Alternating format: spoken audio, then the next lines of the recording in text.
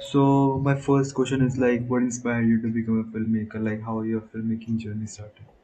Uh, yeah, I think it was mostly by chance because I was doing multiple things, uh, and then I did a introductory course, film appreciation. It was a mixed audiovisual course, and from then on I started looking for work. I got a documentary to work on. Then luckily I got a fiction film, like an independent film in Delhi called Perotale Soul of Sand by uh, Siddharth Srinivasan, and there I learned a lot because that was the hands-on experience.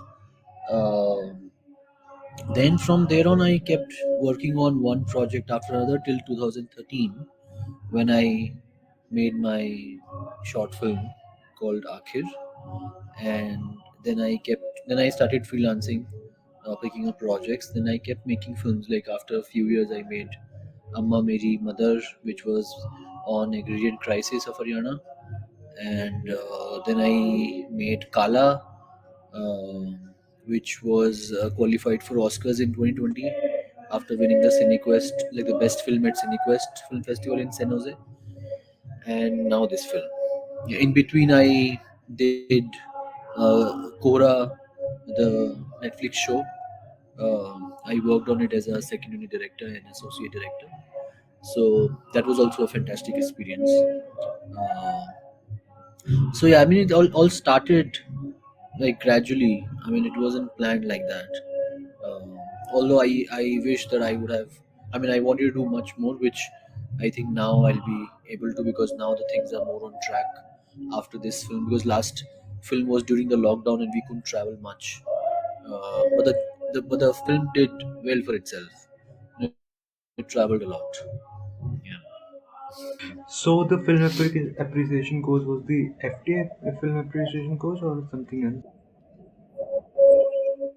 So the FTI course, I've also done couple of script writing courses, but like short term script writing courses from FTI.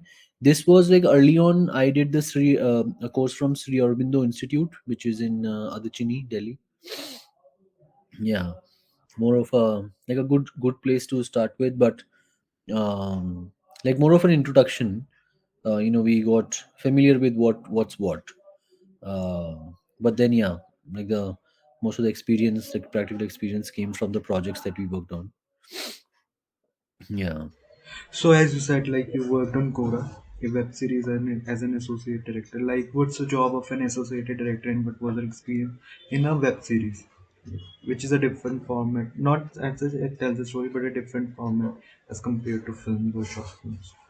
That again, like um so as an associate director, there are few, as an associate and a second unit director, there are multiple responsibilities that you take.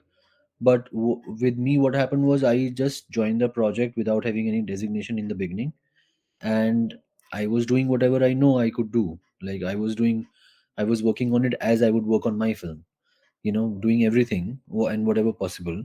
So gradually I got promoted to being a, like, I got the credit of an associate director. And because I also shot a lot with the second camera, as a second unit, so later on, I also got the second unit credit, second unit director's credit. So that's the way it's shaped.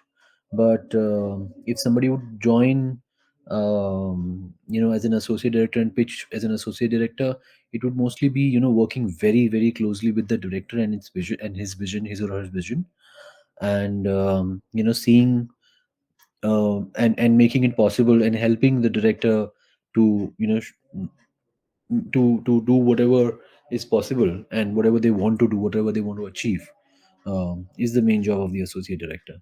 Like creatively coordinating everything with the team and seeing through, you know that everything is being done and being achieved, or if not, then what's the other way, what's the alternate. So all that.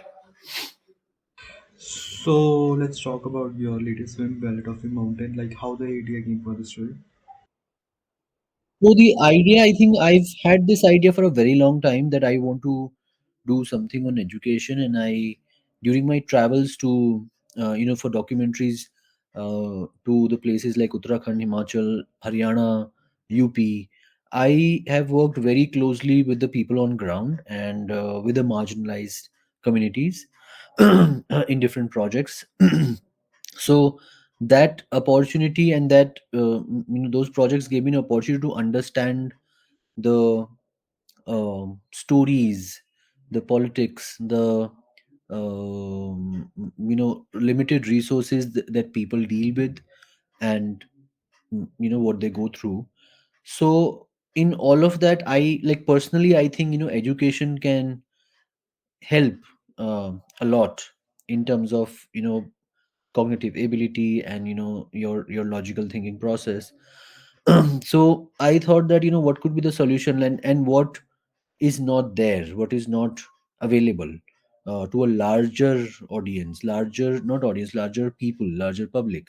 And especially if you go to the mountains, and if especially the marginalized community there, most of them are not encouraged to pursue education. It's the norm is to get married early. The parents migrate to some other place mostly, or are frequently migrating for work to other places, leaving the kids behind to fend for themselves, and education takes a back seat.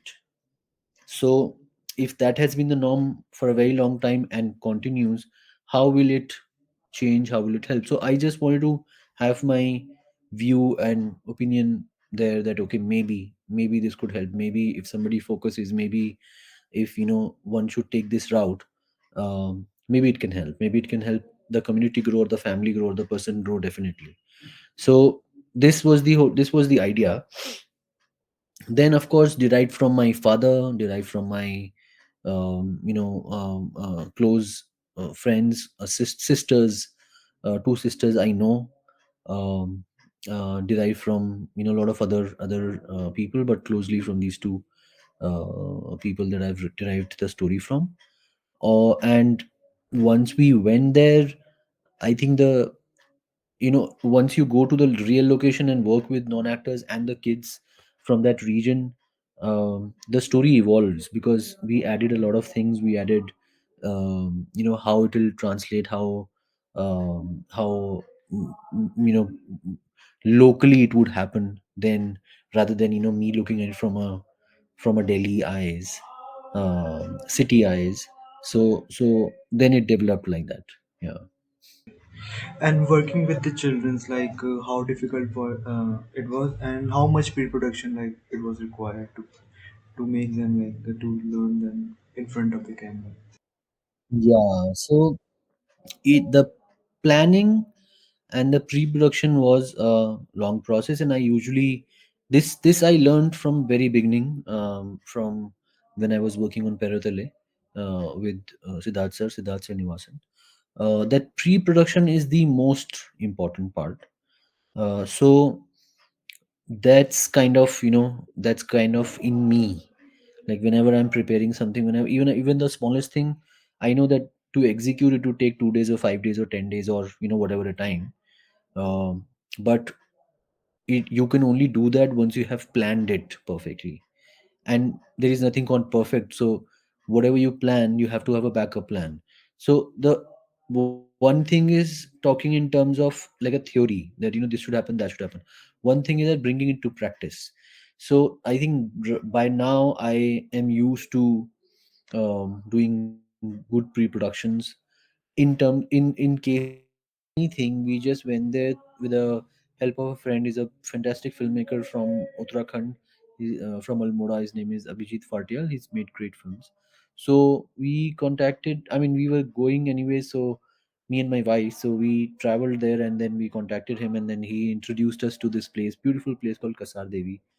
And then after once you have somebody local with you, you get familiar faster.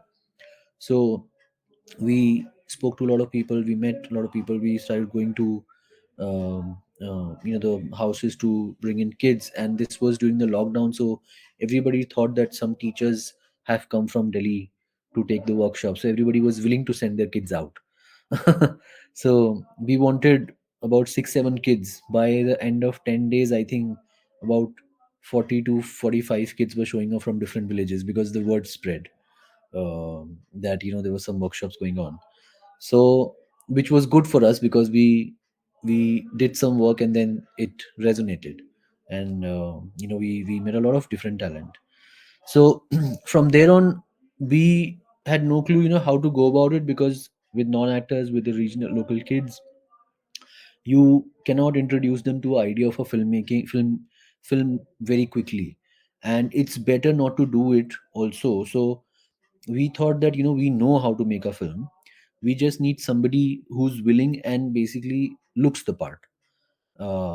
So as soon as we found that, so this took almost 6 months of workshops, on and off, basically like 2 weeks every month. So workshops and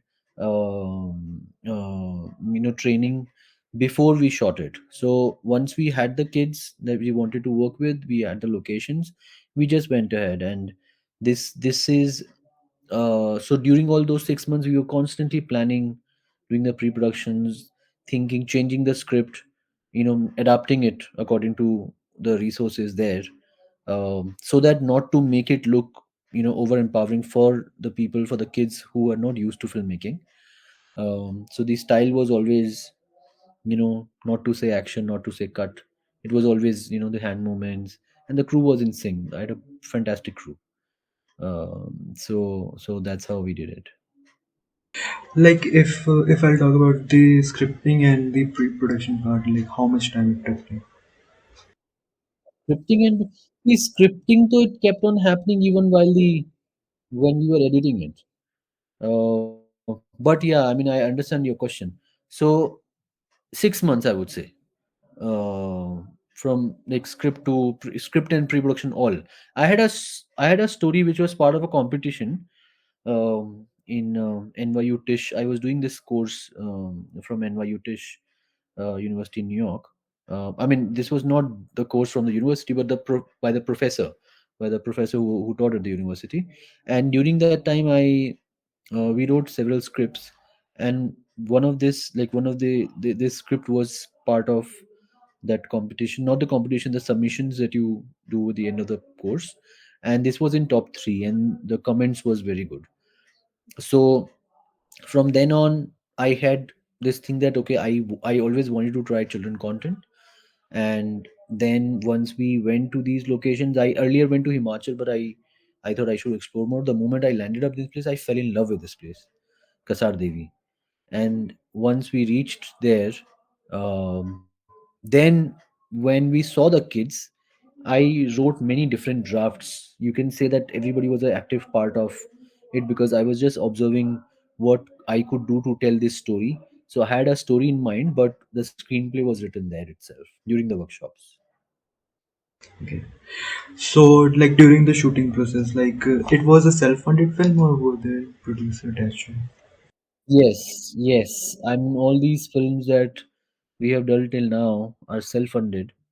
Also because, um, like, to make these kind of films, I mean, I am very bad at finding funds for my short films, because I know that I will take a lot of time to make these films the way that I want to make it. And by the time I'm doing that, I don't have the time to pitch to for funds, because if one thing is ready, I want to just shoot. So yeah, probably I need more people to collaborate on that front. But I'm not very much aware of the short funds, like the film funds for the short films. And if there are few, I think they're not a lot. So yeah, this was self funded. That's why all the films that we have made till now takes a lot of time to finish, because we run out of money, we go back to picking up commercial work, and then we come back and then do it again. But yeah, that's the fun part. I mean, I'm used to it now. Hopefully, like, I'm writing, I've finished two feature scripts, and I'm working on another, like a script at the moment, which will start pitching. uh, so there I know that I will not go independent. I mean, the mindset will always be independent, but uh, not shoot independently without any funds. Hopefully. So, what was the like most difficult challenge while shooting the film, other than the budget part and the location might be like quite difficult. Other than that, what was the most difficult challenge? I think I wouldn't call it a challenge because we had a lot of fun. That time, if I'll recall, I mean, it's been 2 years that we shot it. If I'll recall now, uh, yeah, there were some challenges, mostly logistical. Because reaching, to a place, we would, the kids and the parents and the people of Kasa, they were extremely supportive, and they were very happy that we were doing something there. So that wasn't a problem at all. But to it was the filmmaking is it's difficult. You one has to get up at 4:30 in the morning if one has to travel and reach somewhere and take an early morning shot. So the kids, we would wake up the kid, we would reach to pick up the kids at 4:30. They would be cranky, and then we'd spend half an hour with them, make them ready, play with them, take them, drive for half an hour, park somewhere, walk down for 45 minutes to reach a location, then feed them something, and then they would want to play. uh, we got used to it because we started taking them to the location so that they were familiar with what are we going to do. Otherwise, suddenly they'll end up, I mean, they are from that locality, but they haven't gone to each of the places that we shot at. So we thought that it'll be good to introduce them to these locations early on. So that helped. But yeah, logistical part, in the morning, and it was extremely cold when we were shooting. Windy, extremely cold, cloudy. So all the shots that you see, that the sunny shots are the only time we got the sun. Uh, Apart from that, there is no other footage of the shots with the sun. It's always over cloudy, and that. So, but yeah, it was fun. I mean, apart from that, what was it? Mm, How big was the group? crew was what, seven, six, seven people, and then plus some local help, definitely. Yeah, two or three people. Yeah. And how was the like post production part? Like how much time it took to complete the film? Only the post production part. Uh, I think again, like I said, I can only do it on and off when I'm doing it myself. So, I think this year, in April, I think I locked the edit in a month, in a month's time, April or May, and then one portion of the sound was already done during the edit, and the music was also simultaneously was getting done. So yeah, I think a month or two we logged most of the things, and then the DI part just took 2-3 days. But I mean, having said that, like all these people that I worked with are great, and we've been working for a long time, so now we know each other's thought process. So it wasn't long that we took, but I'm still making few changes. Like I see that, well, maybe this is not right, maybe that. So I keep doing something or the other on the edit. So in a way that I'm still, trying to make it better. But I've logged it. I think July it premiered in Lebu, Chile. This was in Oscar and Goya qualifying film festival, Cine Lebu. And so yeah, so I sent them the final cut only the second week of July when they played it. Yeah, yeah. So that is the one. That is the cut that has been going on. So like it was also shown in Mami and Diff as well.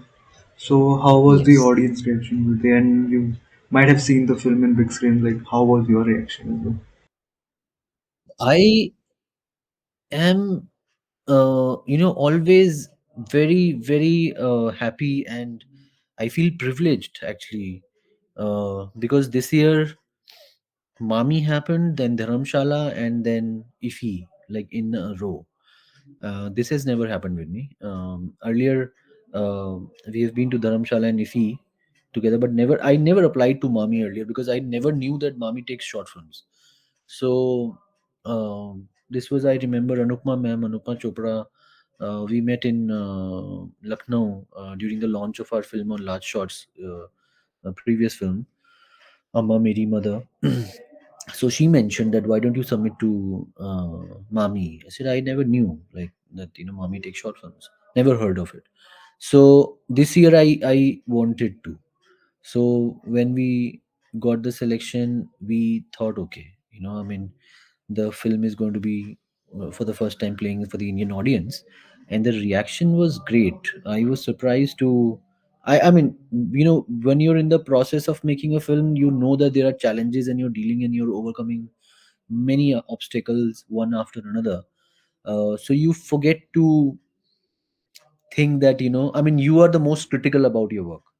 Uh, so so when you get to hear the response, both feedbacks and praises, I'm always it's always I always feel the goosebumps, and I will always feel that, okay, at least the audience is reacting, it has touched, it has resonated with the audience, and the responses and the reviews were very good.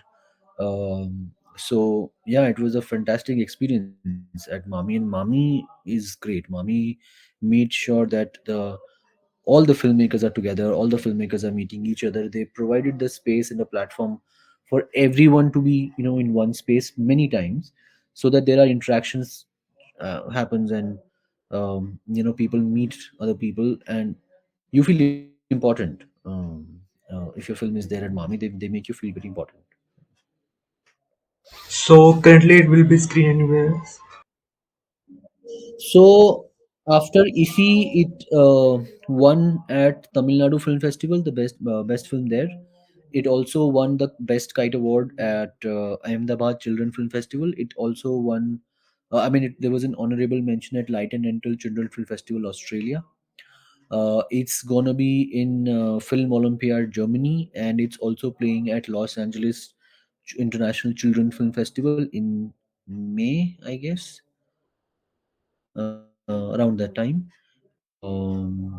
Apart from that, yeah, I mean, there are a few festivals we are yet to hear from, but hopefully, yeah, I mean, then next year also it can travel. So I'm hoping we are still submitting to different places. Okay, okay, great. So currently, are you shooting like something or writing something?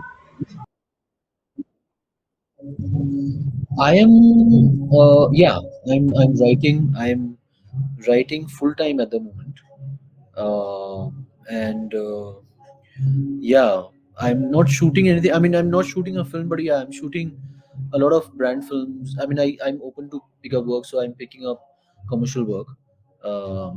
I'm busy with that at the moment, and but yeah, I'm writing. We finished two scripts in almost 18 months. I mean, in almost 2 years. We're very slow in writing, but it also takes time to I mean, and the idea is to keep writing, so that right now we are a very still very early for us to write fast.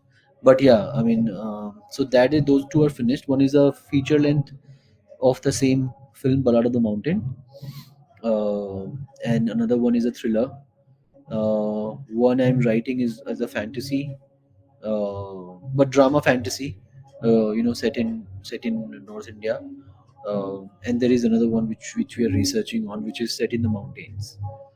Very initial stage. So yeah, we're gonna start writing. Hopefully, start writing these two soon, which would take some time to finish, maybe a year or year and a half. Yeah. So as a filmmaker, like you might have seen a lot of films that you really like. Are there any recommendation of filmmakers and film that you want to recommend? It's a A list, lot, like yeah. Yeah, it's a long list. A lot. I mean, I can take the names of the filmmakers. I think that would be better, because films. Yeah, definitely Robert Wise, Agnes Varda, Yesi Mustaglo, Nuri Bilge, Chenan, Tarkovsky. What of other films? From India, Gulzar Saab, uh, Vishal sir, Vishal Bhardwaj, Diwakar sir. A lot of them, a lot of new film, Chaitanya Tamhane, Sudeep Sharma, who I've worked with on Kora. Yeah, yeah. Lot of other filmmakers also, beautiful films this year. I think I watched this beautiful film called Santosh at Mami, and also Dharamshala, Santosh, Girls Will Be Girls, All We Imagine Is Light, of course, by Payal. Fantastic films. Uh, so yeah, recommendation as I mean, I can take the names of many films, but I would recommend watch all the films. Like any film that you get your hands on, watch everything. Like, were there any like particular references for the Ballad of the Mountain? Uh, I mean, again from these filmmakers only. Like I don't know the name as such. I mean, I can't recall, but maybe early on there was like Moonlight. Um, there was, I mean, not very direct references, of course, but Moonlight, Children of Heaven. Where is my friend's home? Like references as in to set the tone of the film. Yeah, I think these were the references. So my last question is, if somebody wants to like become a filmmaker, like what advice would you give to them? What advice I would give them? I'm not a very good person to give advices, but yeah. Well, become a so okay. Very interesting question. I mean, opportunity for me to answer. Uh, See, when we talk about become a filmmaker, so what do you mean? Like, if you can have it as a conversation, Maybe tell a story, like create characters. right?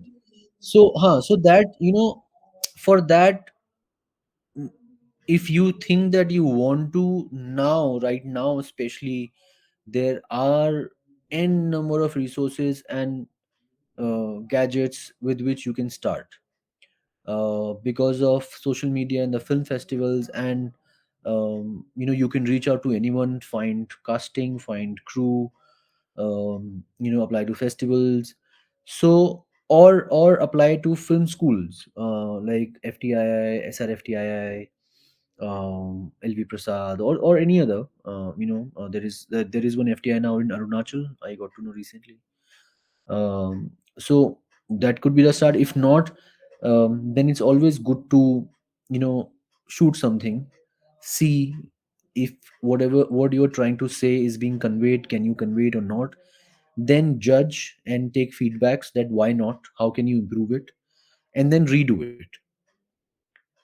So if you are able to tell a story that you want to tell with a medium, with any medium like a mobile phone or a handycam or a handycam, I don't know if they existed, but you can have like these smaller cameras, A7S and lower than them, which are available, and sound system, everything is available right now. So if you're able to tell the story, then just continue and you're a filmmaker.